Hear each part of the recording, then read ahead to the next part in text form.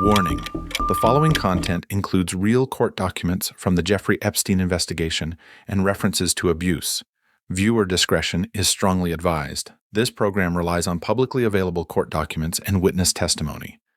The inclusion of a name in legal filings or discussion does not imply guilt or criminal conduct.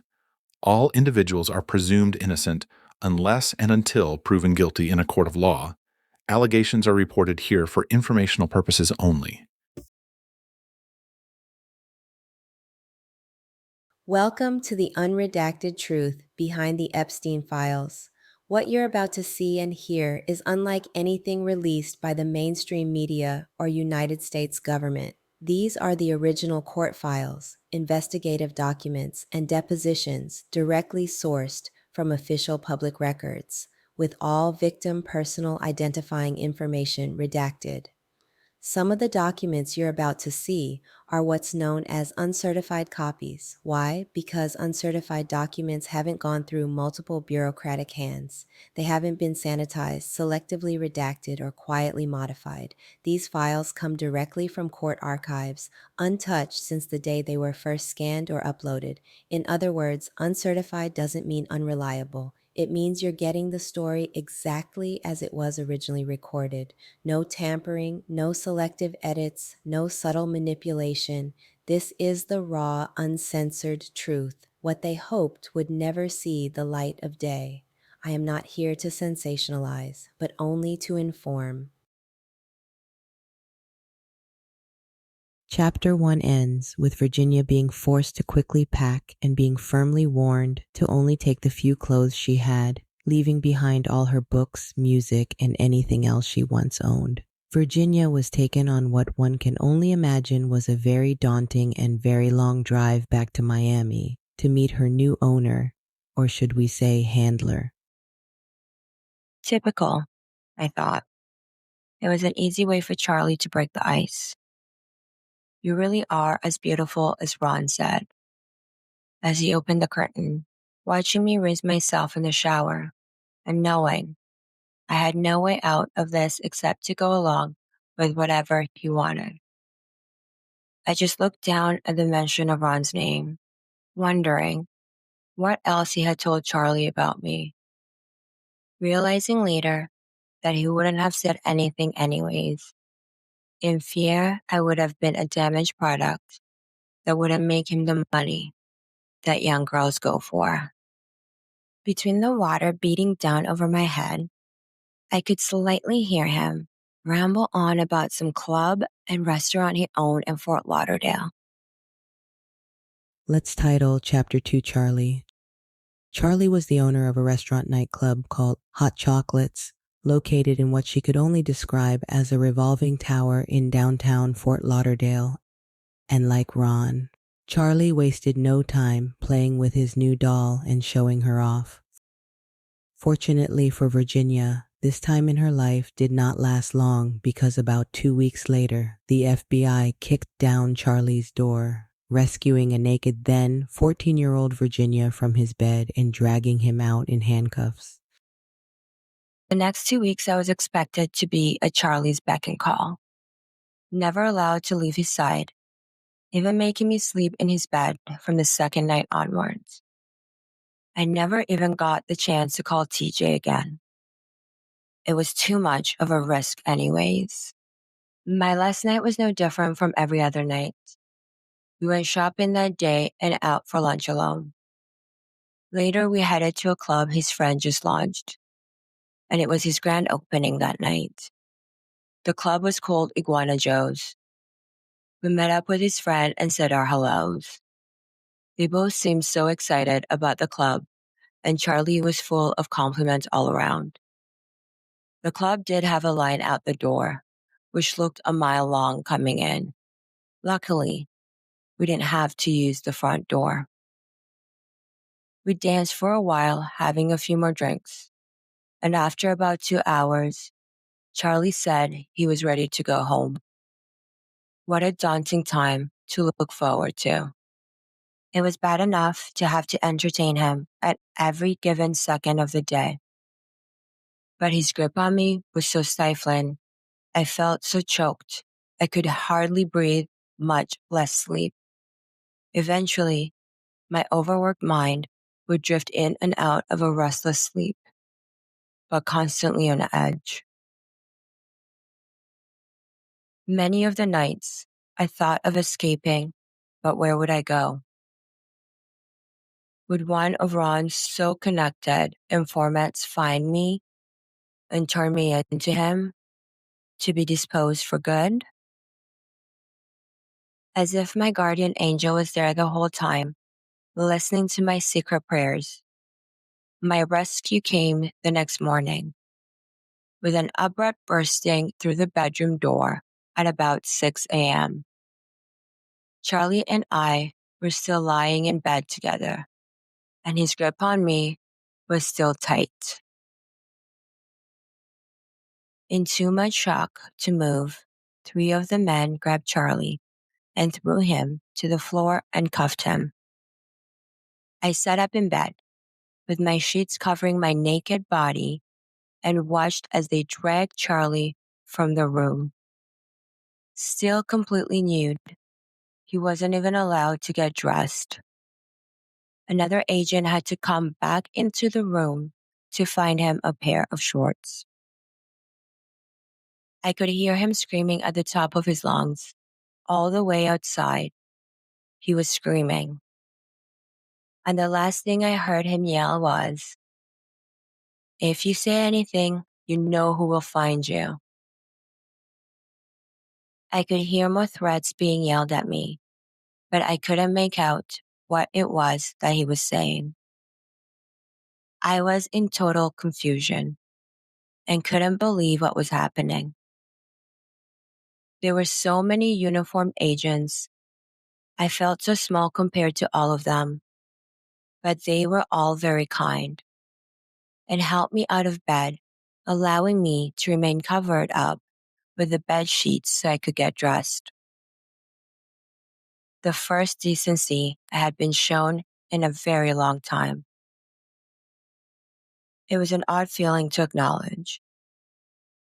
I knew the life I had become accustomed to for the last 6 months was now over. And in so many ways, I was relieved, but was also nervous about what lay ahead of me. Turned out the FBI were following her all the way from Ocala, Florida, where Ron had stashed the girls away. TJ had called her parents after their first phone call because no matter how hard she had wanted to hide it, the 14-year-old's emotions took over and she had ended up confessing everything she was going through to TJ. And because of that courageous act, the FBI had started wiretapping the phone lines and recording every conversation. And what happened to Ron? Ronald R. Eppinger fled the country as soon as he heard of Charlie's arrest in order to avoid punishment and for the protection of his very powerful and very wealthy client list. It was some time before they would track Ronald Eppinger down and extradite him back to the United States. Ron was in his mid-70s when he was arrested and died during his second year in prison. But sadly for Jenna, she quickly realized that her childhood was lost forever. Over the next few hours, I sat down and told the agents how Ron's business worked and what part I had to play to him. I was able to ask how they found out I was at Charlie's house, and they informed me that I was being followed all the way from Ocala, Florida, where Ron had me stowed away for the last 4 months. TJ, my friend, called my parents after our first phone conversation, and ever since then, the FBI were tapping the phone lines and recording every conversation. Completely unaware of TJ's carrying act of deceit, I was in such shock that they had been tracking us for so long. I knew now, with or without my help, the FBI had enough on Ron to put him away for a very long time. If they could catch him, that is. Chapter 2 ends with Virginia, alone in an interrogation room wondering where she would be shipped off to next. Scared she would be placed back into the same environment she had run away from so many times before. Into Chapter 3, we get a glimpse into the family dynamics. Virginia initially is briefly reunited with her father after the rescue, but instead of the comfort she so badly craved, what she was met with was anger, shame, disappointment, and betrayal once again. We get a chance to see Virginia's compassionate heart and beautiful mind. We get a glimpse into the development of her young, fragile psyche and how she came to understand and experience relationships dynamics with care and authority figures. Maybe we will be able to better understand why she was easily subdued by her captors, trained to be submissive, but also a typical teen trying to claim her independence. The only time she was able to feel a sense of autonomy was through her brief moments of rebellion, like sneaking away to call TJ during her time with Ron in Ocala, running away from abusive and restrictive juvenile facilities, or stowing away every bill she could during her exploitation and captivity. I pondered in anticipation of the dreadful places that lay in store for me. Having to have spent a lot of my adolescence in these places, for the sheer factor that my mother said I was out of control and unable to handle by 11 years old. There were plenty of just reasons for me to be scared of those places. What I knew lay in store for me were constant fights between the rough girls, being settled with violent rage, then out came the pepper spray, and then the strip searches, and worst of all, no sunlight. I hated those places and the memories they gave me. That's why I always ended up back on the streets. No child or even a juvenile should have to be subjected to such unreasonable force and neglect.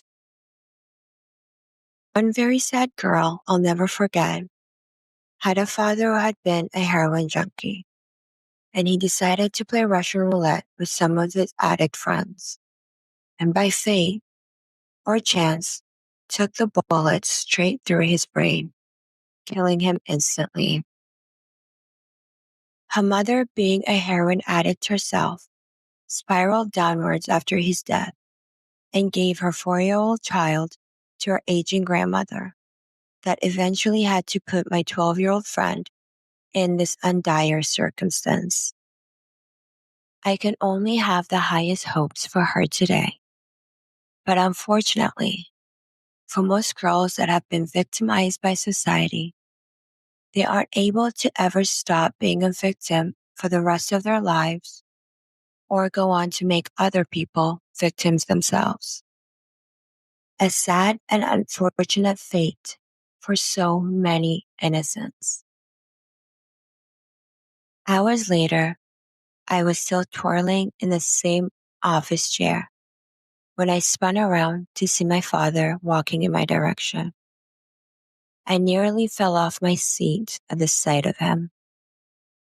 Gripping the chair handles, I couldn't imagine what in the world I would say to the man I once used to call Daddy, but now I hated for the abandonment and unforgiving wounds he instilled inside of me. I never saw my dad cry until that day, and I have to say it made me feel young again. And sad, I had disappointed my parents again. The agents now standing beside us led both of us together into the interrogation room to retell my journey to my father, who they said I had no choice to tell, or they would have to tell him for me. Because I was an underage minor and Ron violated the statutory rape laws, among many others, when he took me back to his apartment and kept me as his sex slave. My dad couldn't believe what he was hearing, and for his lack of better choice of words, asked me to stop talking. He was just happy to know I was alive. The next discussion was led to where I would go from here. Before anyone could put his or her suggestion forward, I leapt in with my 2 bits and made it obviously clear to my dad that if I was to be sent away to another lockdown facility, and if he betrayed my trust again, he would never see me again. I would disappear for good this time, but for all he would know, I could be dead in no time on the streets. He looked at me, and for the first time in my life, he saw the many years I had grown up in the time I was gone, and heard the seriousness in the tone of my voice when I made my vow to him. He put his head in his hands and told me the bad news. My mom didn't want me to come home, and she was making his life hell for even suggesting bringing me back into their lives. For some reason, I threatened her lifestyle and drove her crazy. I had been surprised by a lot of things lately, but not that one. The last time I saw my mom, she ever so carefully lied to me and told me she was bringing me to an eye doctor for an infection. Instead, we walked into this tall building with people in uniforms, holding clipboards, and a few muscly guards. She ushered me inside and hurried up to close the large auto-lock doors behind her, leaving me there alone and imprisoned, which is what led me to recently living on the streets. My life was hell as long as she was in control of it. So when she didn't want me back at home, I was fine with that too. In the police car on the way back to the facility, they had to handcuff me in case I ran again. But I had no intention to anyways.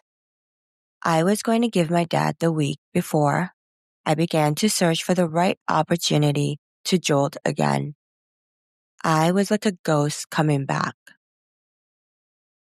A week went by in the facility, spending most of my days locked away in what they called the White Room. A bare room with concrete flooring, no toilet, or even a chair to sit on. The only comfort I had was the blue sweater that was provided to me as part of the uniform, and my hair scrunchie filled with my stowed away cash that no one had found during my unpleasant strip searches. There was one mega bitch female guard named Evelyn, and she used to either really like you or really hate you. And God forbid you're one of the unfortunates that she didn't really like. She'd make your entire stay there an agonizing nightmare, constantly picking on girls who are not strong enough to cope with the predicament or past issues. She'd stand them up and publicly humiliate them.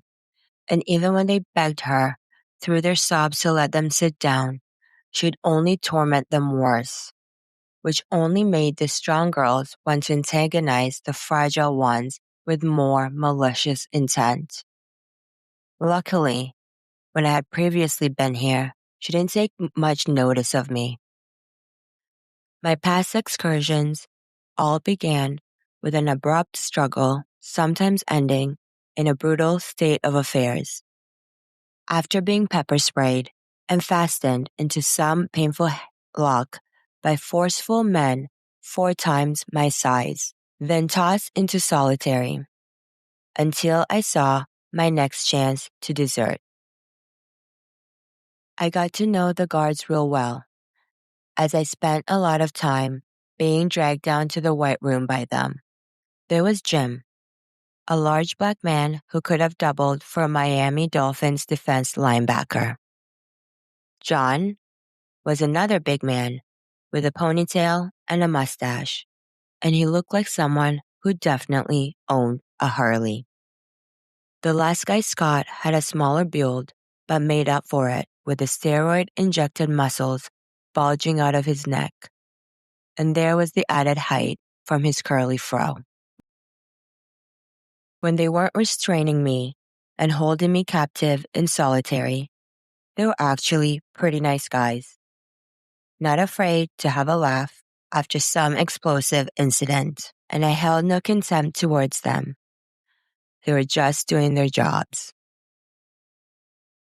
Being back here seemed like an eternity, and while I held up my end of the bargain, unfortunately, my father did not. The first chance I saw to run, I took it.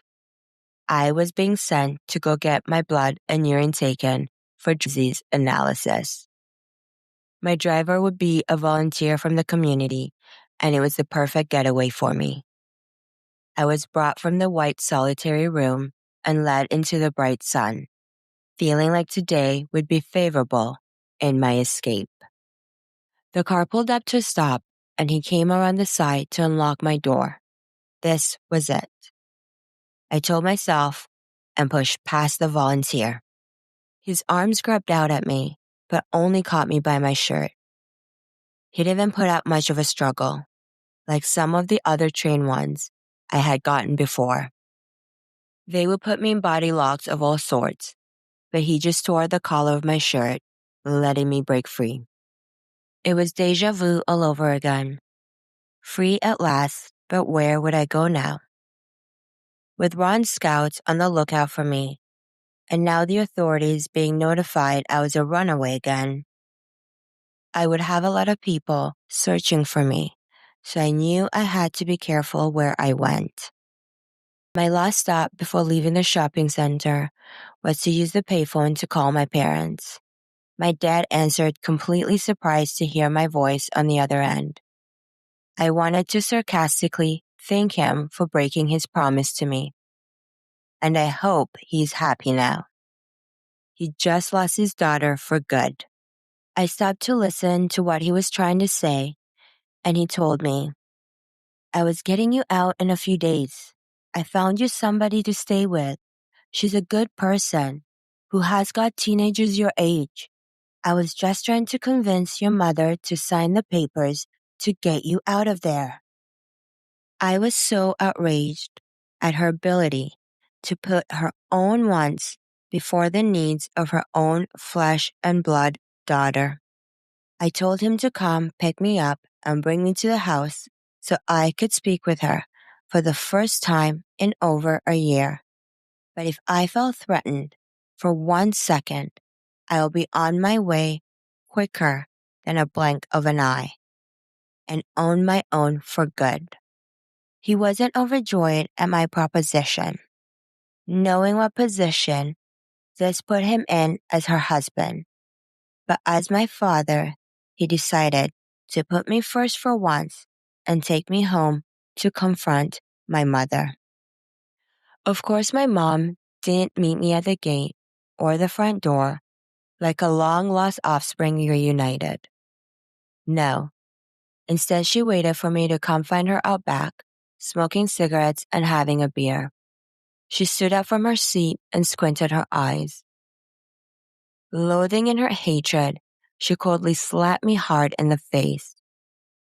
The slap stung, but I matched her look with a familiar stone coldness that only she could understand. Immediately, we both started to cry, and we washed away our anguish and resentment through our tears, and consolidated our feelings for the first time since the chaos first affected our lives. My little brother ran through the back door and hugged me so tight. I started to cry again and was saddened by how much time I had missed. The time I had lost just hanging out with my brothers, and it took me even longer to realize how precious time really is. We were never going to be the average Joes next door, but at least this was better than nothing. I loved being with my family again. I decided to go to school to acquire my general education diploma, or GED, and got a summer job with my dad at Mar-a-Lago, Donald Trump's exclusive country club in Palm Beach. Surrounded by lush acres of tropical landscapes, manicured gardens, and a mansion made into a beach club for the rich and famous, it is known as the Jewel of Palm Beach. I was in sheer awe at the gold arched ceilings and grand ballrooms. The spa where I worked was world class, not only oozing in style, but in the way each and every clientele was treated, with the utmost service. My focus now was on becoming a massage therapist and working my way into a luxurious spa like the one I work for now. Only I was a locker room attendant here. I studied many books about the anatomy of the human body and how you can affect a person's well-being and health for the better through a simple healing touch. It was amazing to me the way the body responded to massage. I was more than just interested.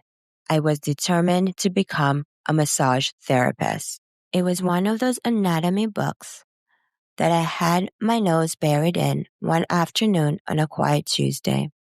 It could get pretty lonely in the locker room, so if we weren't busy, I'd sit outside by the spa's reception and read my books in the warmth of the Florida sun. When a lovely-looking woman in her late 30s, who spoke with a proper English accent, approached me, I assumed it was a general question, like, "Where's the ladies' room?" or "Was that the famous model from so-and-so?" But she was more interested in the book I was reading. Only believing at first we were just making small talk, she was really intrigued at my choice of reading. She then asked if I did massage on the side. I stated I was only reading the book and not yet began to study, but one day I would love to practice massage therapy. She introduced herself as Ghislaine Maxwell. I would later find out that she was the daughter of the late prominent businessman and disgraced newspaper tycoon Robert Maxwell. I told her my name is Jenna, pointing to my name tag on my shirt, and offered her a cold or hot beverage, as those were my instructed duties at work. She accepted a tea and went on to chat a bit about this rich guy that she worked for, and then she knew offhand that he was looking for a massage therapist. I declined her first proposition, thinking out loud. I told her I didn't know the body well enough to even attempt an interview. She didn't seem worried at all by my fear of incompetence, saying that if he liked me enough, he would get me the best training in the industry. Ghislaine thought I had a cheery persona and fit the quota for what he was looking for, and as she put it, an enthusiastic learner that she said she gathered from the sticky notes popping out of the various sections in my book. I accepted her phone number and the house address and told her I will call her if I'm able to come over after work. I rushed over to the tennis courts where my dad was working and told him of the news. We both thought this could be a wonderful opportunity to get my accreditation in massage therapy. Seeing that it was a lady in her late 30s who came off as more of a nurturer rather than a procurer, neither one of us saw any reason to be hesitant.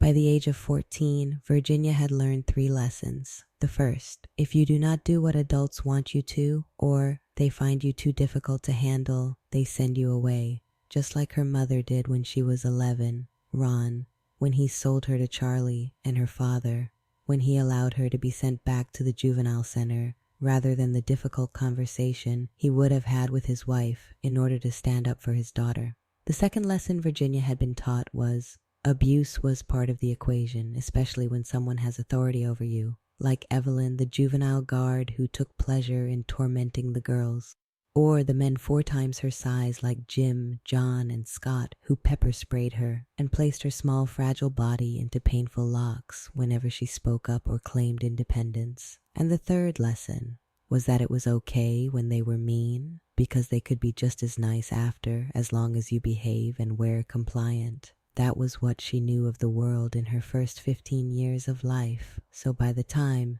it was decided and she was spotted reading her anatomy book before they sunk their claws into her, Virginia was primed from her childhood and time in juvenile facilities to be groomed by Ronald Eppinger, the perfect victim when selected by Ghislaine Maxwell to be lured back to Epstein's mansion of horrors.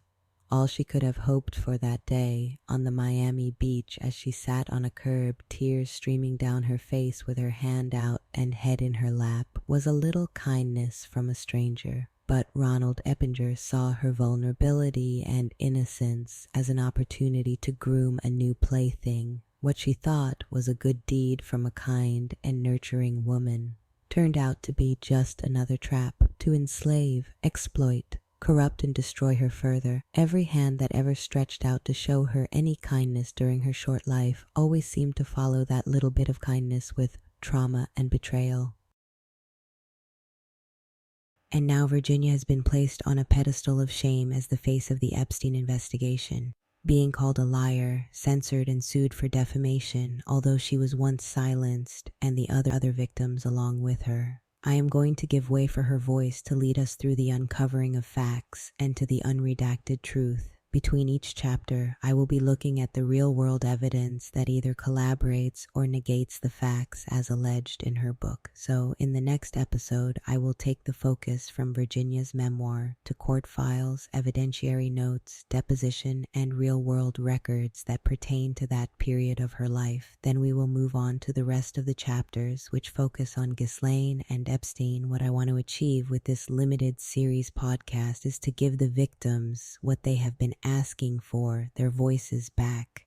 Now we get to hear all three sides of the story, engage our critical thinking skills, and hopefully get our questions answered without the jazz, glitter, or sensationalism. Although minor victim identities remain redacted, I am choosing to hold back all victims' names as I read their words, depositions, and testimonies.